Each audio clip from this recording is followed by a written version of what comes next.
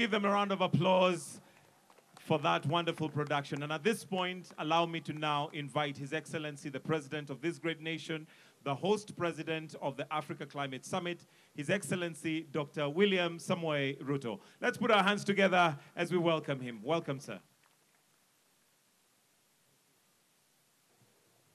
Thank you. Thank you very much, ladies and gentlemen, Your Excellencies, heads of state and government, ministers present, distinguished participants, delegates, the people of the great city of Nairobi and Kenya, good afternoon. Hamjambo? Jambo? I'm not hearing it clearly. Jambo? This week, African leaders from government and the private sector, as well as academic, scientific, technological, philanthropic, and civil society sectors converged in Nairobi to confer, consult, deliberate, and formulate consensus on a clear, new, bold, innovative, transformational, and distinct African position on how the international community must engage with the undeniable climate emergency that is threatening human well-being and life on our planet. The Africa Climate Summit is both a demonstration of the unwavering collective commitment of the people of Africa to their vision to make humanity's first home here in Africa, a land of abundant potential, limitless opportunity, and the possibility of shared prosperity.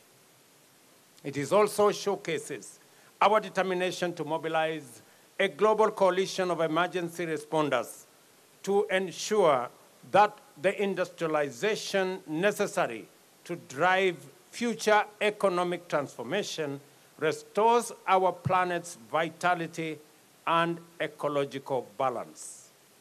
At the summit, our shared understanding became clear that Africa is not only the cradle of humanity, it is indeed the future, and that we are the last frontier of untapped potential in the form of hundreds of millions of young men and women who are educated, skilled, motivated, innovative, ready and willing to drive the enterprises and industries that will unlock the possibilities promised by our immense endowments of natural assets, mineral resources, and green energy potential in order to unleash opportunities and prosperity for Africa and the world on an unprecedented scale. At the summit, we also made it clear that we are aware of the unjust configuration of multilateral institutional frameworks that perpetually place African nations on the back foot through costly financing, which plunge our economies into debt trap and deny them resources needed to mitigate and adapt in response to climate change, invest in energy transition, and facilitate industrialization to create jobs and wealth, and to reduce inequality. As a continent, we have developed our common position, which encapsulates our ambition for socio-economic transformation and our climate action agenda. This position is anchored on the potential that Africa holds to decarbonize the global economy and set the stage for green industrialization throughout the world. We demand a fair playing ground for our countries to access the investment needed to unlock the potential and translate it into opportunities. We further demand a just multilateral development finance architecture to liberate our economies from odious debt and onerous barriers to necessary financial resources. We are clear in our minds and hearts that the international community must walk with us in this journey into a future of prosperity and security in an ecologically balanced, thriving planet. We are therefore determined to have difficult conversations, take hard decisions, and make uncomfortable changes to set international consensus on an Afrocentric and globally inclusive path into an African future. On a continent as young as Africa, it is impossible to imagine the future without the youth. Our young men and women in every African country are the primary stakeholders who will define and drive our agenda for green transformation and sustainable opportunities. Our message will not be clear if the voice of the youth is missing. Our efforts to achieve prosperity will not succeed if there are no opportunities for the youth. And our journey will be long and hard and in vain if the youth are not coming with us. Let the declaration of our commitment to act in unison and deliver our aspirations go forth in the firm, clear voice of a united Africa from Nairobi today, and tell the world about Africa's youth potential, opportunity, and its capacity to actualize a world of possibility. We understand that possibility, opportunity, potential, and youth all point to the future. That is why Africa is the continent of the future, because we are a young continent, green, and futuristic. Thank you very much. May God bless you, and may God bless Africa. Let me now take this opportunity, ladies and gentlemen, to introduce my colleagues, the men and women who patiently have waited for this final moment for us to endorse the Nairobi Declaration that sets the path for not just Africa to develop solutions for Africa's challenges, but to develop solutions for global problems.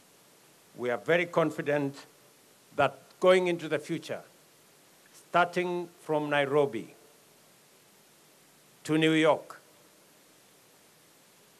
to UAE, our message will be clear, our message will be forthright, and our message will be firm.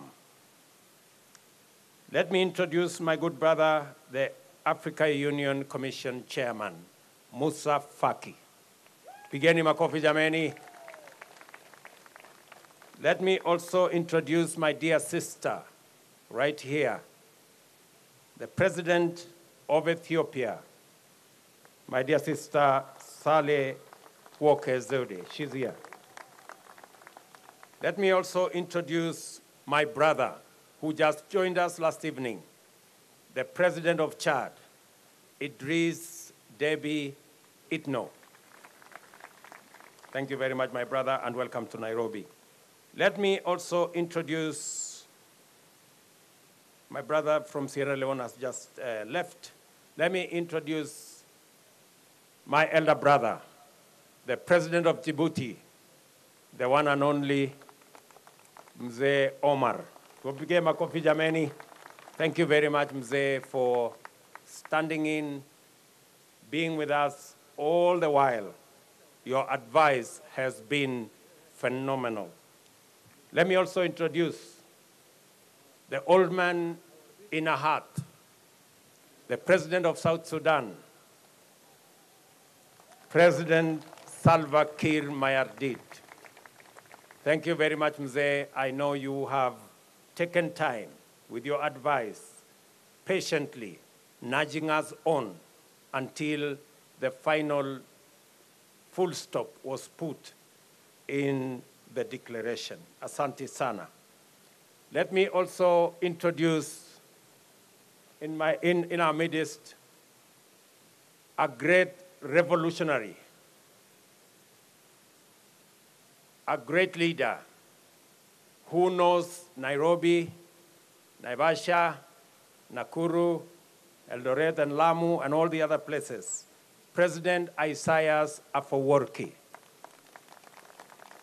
the President of Eritrea. Welcome, Your Excellency. We don't take for granted that you're here to append your signature to this great declaration as we march forward in unity as the people of this continent. Let me also introduce my good brother Sama, the Prime Minister of DRC. Pigeni makofi jameni. Thank you very much, my friend. I know you were very keen as we discussed what to do with our natural carbon sinks. And your contribution in making sure that it is reflected appropriately in our declaration is greatly appreciated. Let me also thank my brother Nangolo, the Vice President of Namibia. Pigeni makofi. Thank you very much. And the Vice President, my dear sister, the Vice President of Angola. Pigeni makofi. Thank you very much. And of course, our sister Patricia Scotland, our Secretary General of the Commonwealth. Pigeni makofi. Thank you very much. And of course, the grandfather of Africa, Baba Olusegun Obasanjo. He was right here to make sure that we never try to do the wrong thing. Thank you very much, Mzee. And you have supervised us all the way. I tried to persuade him that we can do the rest alone, and he said no, just in case you make the wrong step last minute. So that's why he is here. Let me also recognize my brothers ministers who are here. All the ministers, thank you, and heads of delegation. I really want to appreciate our first ladies. They're right here. My good brother, the Deputy Prime Minister from Somalia, thank you very much for coming. And all the dignitaries, forgive me if I didn't mention your name directly. It in no way say your contribution was any less. We appreciate everybody who has been here. Thank you very much, Nairobi, for welcoming all our guests. Thank you very much, the people of Kenya, for welcoming all our guests. My very best wishes as we march on with the Nairobi Declaration into the next destination. Asanteni sana, God bless you, and God bless our great continent. Thank you very much.